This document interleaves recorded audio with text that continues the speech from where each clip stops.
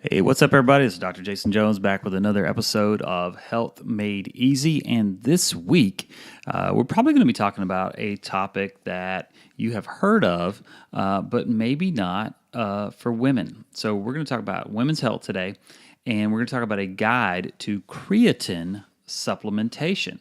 So, have you ever heard or come across the term creatine? Probably. You might have come across it, somebody at the gym who's consuming it like in their pre-workout drink or maybe post-workout. And you may have wondered, like, what is this stuff? And you've probably heard your fitness trainer, fitness enthusiast, say this term, around the gym. Should you be considering it? Should you not be considering? Is it good?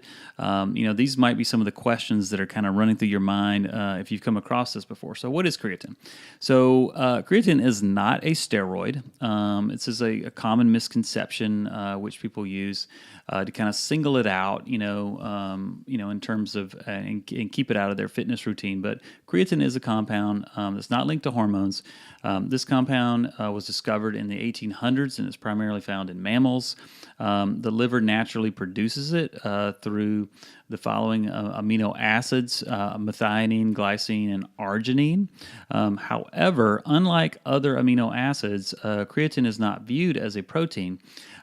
This is because of the metabolism process that it goes through, which includes the removal of nitrogen through the kidneys and out of the body. So what I want to talk about is some commonly asked things that come up about creatine. So how does it actually work? So when you ingest it before a workout, it will help the muscles in your body to work longer and harder. And I've definitely seen this in my own life. This means that as your muscle cells use the body's energy levels to do the work, creatine comes in to help sustain this energy by replenishing the fuels in the cells. Scientifically, the muscle cells have an energy unit known as ATP, which stands for adenosine triphosphate. This is the energy unit that creatine works to replenish through combining with a phosphate molecule in the body to form a phosphocreatine compound. Now, this compound aids in muscle cells' energy metabolism, especially when it comes to activities that require shorter outbursts of energy, like sprinting or doing like what's called a HIIT workout or a high-intensity interval training. When you expend your ATP to allow muscles to contract, you perform high energy level activities such as lifting weights. The expended ATP forms two products which produce energy. They are the phosphate molecule and the adenosine diphosphate compound. This helps the body's muscles work longer and harder, thus enabling you to burn fat and build more muscle without getting tired as easily. So, as a woman, how can you increase your chances of becoming a creatine responder if you started taking it?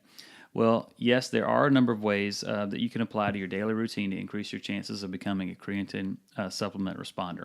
So, consistency and patience. Most women become impatient and discontinue the use of creatine supplements even before the supplements had enough time to accumulate and work. It might take 2 months of consistent use to really have any effect. You want to ingest enough creatine. The creatine level in the female sometimes is often higher than it is that for the male. So what this means is that a woman might have to consume more creatine than the male does. So it is advised that women take 0.1 kilograms for every kilogram of their body weight. In addition to this, the first week you can load, even though this has also been shown that you don't need to load, meaning having 0.3 grams per kilogram of body weight per day for the first month. I found this to not be necessary, but you can consume creatine alongside a healthy dose of a quick ingesting carbohydrate, which is also not necessary, but you can do it. You can put it in a juice or something. You might even put it in dairy products or yogurt or milk or juice or fruit, among other things. They do boost insulin levels that increase the movement of substances present in the blood to the muscles for storage and use. That's what the sort of quick ingesting carbohydrate will do.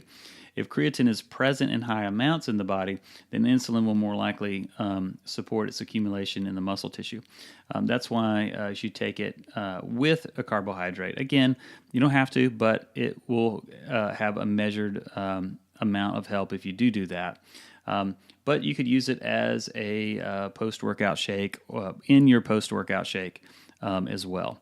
So my last 2 cents on this is that certainly this can be very helpful because as men and women, as we age, we start to lose muscle tissue because we don't digest our proteins as well, or we're not using our muscles as effectively as we were before, or we're exercising less and we're not lifting, things like heavy weights or doing, hard manual labor.